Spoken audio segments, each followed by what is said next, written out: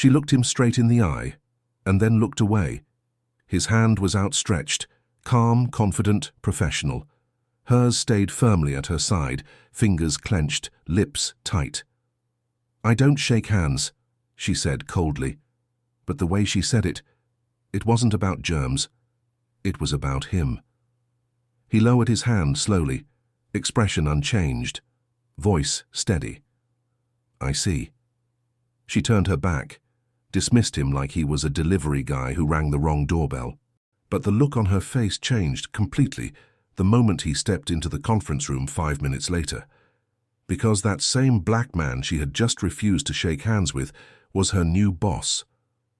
Karen Whitmore had worked at the same consulting firm in Atlanta for nearly 12 years. She was sharp, organized, and fiercely ambitious. Her record was clean, her numbers strong, and she made sure everyone around her knew she was reliable, dependable, management material. When the regional director announced he was retiring, Karen was certain the position was hers. She had the experience, the connections, and, most importantly, she'd been loyal, or so she thought. The company sent out a vague memo 2 weeks later. "We are pleased to welcome a new regional executive who brings decades of experience and a fresh perspective to our leadership team." No name, no photo, just buzzwords. Karen was livid. "Fresh perspective," she scoffed to her friend and co-worker Marlene over coffee. "Watch it be some kid with a Harvard MBA and zero clue how things work here." Marlene didn't respond. She'd known Karen long enough to recognize when her tone slipped from annoyed to ugly. The Monday the new boss was set to arrive, the office felt like the first day of school. People had ironed their shirts, brought real mugs instead of paper cups. Karen wore her best navy suit, not because she cared to impress, but because she wanted to remind whoever was coming that she was not just another employee. She arrived early, checked her emails, rehearsed her opening lines. Around 9:10 a.m., the elevator dinged. She stood up, smoothed her blazer and walked out to the reception area. That's when she saw him. Tall, dark suit, no tie. Clean cut but relaxed. He held a leather portfolio under one arm and had a calm presence, the kind you don't fake. "Hi," he said with a polite smile. "I'm looking for the operations floor." Karen didn't smile. She didn't ask who he was. Instead, she tilted her head and gave him a once-over. "You're with maintenance?" she asked. He raised an eyebrow.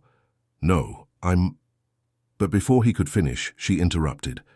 "Down the hall, take a left, but you'll need a badge to get through." Then she turned on her heel and walked away. No handshake, no courtesy, no question.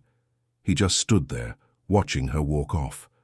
5 minutes later, the team gathered in the conference room for the formal introduction. Karen sat near the front. She was ready to show her experience, offer some strategic suggestions, and make sure this newcomer knew she wasn't someone to overlook. Then the door opened. In walked the same man from the lobby, the one she brushed off without a second thought. "Good morning, everyone," he said, setting down his portfolio at the head of the table. "My name is Malcolm Sharp. I'll be stepping in as your new regional director, effective today." The room went silent. Karen's jaw tensed. She blinked, once, slowly, and kept her eyes fixed on the notepad in front of her. Marlene, sitting across from her, raised an eyebrow and smirked. Everyone remembered that handshake moment. Malcolm glanced around the room. "I've reviewed your team numbers. Strong performance overall, though I think there's some serious untapped potential. Over the next few weeks, I'll be meeting with each of you individually to hear your thoughts." Karen's stomach turned. That week was long. Karen avoided Malcolm. She skipped casual chats, dodged eye contact, but she couldn't avoid the calendar invite that popped up on Thursday. One-on-one check-in with Malcolm Sharp. Conference room B. She arrived 2 minutes late. On purpose. He was already there, reviewing some documents. "Karen," he said calmly. "Thanks for making time." She sat down stiffly. "Of course." There was a pause. "I'd like to hear how you see your role evolving," he began. "You've been here a while, longer than anyone else on the floor, actually. You know the team well." She nodded, careful with her words. "I've always taken initiative where needed. I train new hires, manage client accounts, and I was under the impression I was being considered for a leadership role. Malcolm didn't flinch. I see. Another pause. Then, tell me something, Karen. What kind of leadership do you respond to best? She blinked. Excuse me? Is it directive, collaborative? Do you prefer structure or autonomy? I prefer clarity, she said. I like knowing who's in charge and what's expected. Malcolm looked at her for a long moment, then nodded once. Good to know. He closed the folder in front of him, stood up. One more thing, he said, voice steady. When we met Monday morning, you assumed I was here to fix something, that I didn't belong in leadership. Karen froze. I don't need an apology, he continued, but I do need to know that you can work with me, not around me, not above me, with me. She swallowed hard. Something in her cracked, not visibly, not out loud, but the words stung in places she didn't expect. That night, Karen sat in her car for a long time after work. Her thoughts bounced around like loose change in the dark. She told herself Malcolm was overreacting, that he was being sensitive, that maybe she just had a bad morning, but deep down, she knew. It wasn't just a moment, it was a mirror, and she hadn't liked what it showed. If this story has you hooked, make sure to hit that subscribe button. We've got more coming, because this story isn't over yet. By Friday, everyone had their one-on-one with Malcolm. People talked. Some said he was sharp, asked the right questions, listened more than he spoke. Others said he had a way of seeing things differently, connecting dots most managers ignored. Karen, meanwhile, kept quiet. She didn't praise him. She didn't criticize. She just observed. And that Monday, things got even more uncomfortable. A memo came out. Leadership realignment, new team leads. 3 names were listed. Karen's wasn't one of them. She stared at the screen for a full minute, read it again. Then again. Nothing. She got up and walked straight to HR. They gave her the usual lines. We're restructuring for long-term efficiency. This doesn't reflect on your performance. There will be more opportunities down the line. But Karen didn't buy it. She knew what this was. It wasn't just a missed promotion. It was a message. That afternoon, Malcolm called an all-staff meeting. He stood at the front of the room with nothing but a single note card in his hand. I know change can be hard, he began. I'm not here to erase your history, your hard work, or your roles. I'm here to push this team forward, and that only works if we do it together. He laid out a new direction, better project delegation, direct pipelines to senior clients, and a rotating leadership committee that included staff from all backgrounds and departments. No more cliques, no more gatekeeping. Karen listened, arms crossed, expression unreadable. He wasn't wrong. His ideas were solid, but that didn't make them easy to swallow, especially not from him. A few days later, Karen stayed late to finish up a quarterly report. The floor was empty, lights dimmed, screens off, silence. She was about to leave when she noticed Malcolm's office light still on. For reasons she couldn't explain, maybe curiosity, maybe something heavier, she knocked on the open door. He looked up. Evening. I wanted to ask something, she said.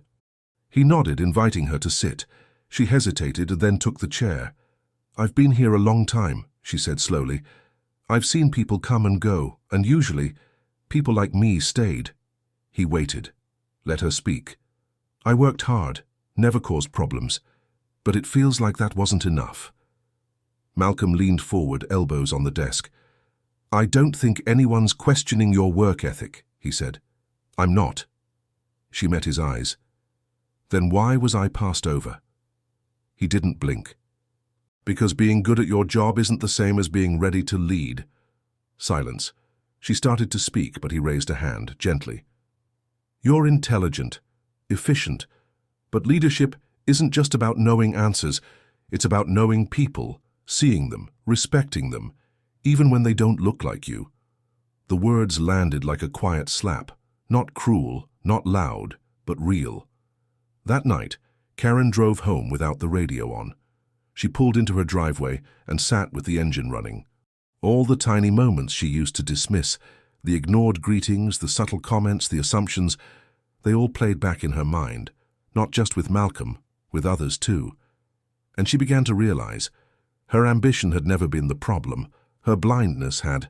The next morning something shifted. She came in early, not to prove anything, just to prepare. She had a list of suggestions for a new client pitch and offered them to the committee, even though she wasn't officially a lead. She complimented another analyst, a young black woman named Jasmine, on her presentation, something Karen had never bothered to do before. Then, around mid-morning, she did something no one expected. She walked into Malcolm's office and extended her hand. He looked up, paused, then took it. "Let's start fresh," she said. He nodded. "Let's." Over the next several weeks, Karen didn't just change how she worked, she changed how she listened. She asked more questions, stayed curious. Not to win points, not to climb, just to understand. She started sitting with people she'd never spoken to. She stopped assuming. And little by little, the office changed too. Not just because of Malcolm, but because the ones who had been the problem began to change with it. Karen never got that exact promotion back. But something better happened.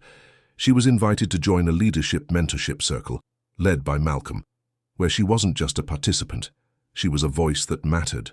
One day, Jasmine, the same young woman she'd once ignored, pulled her aside and said, "You've really stepped up, people notice."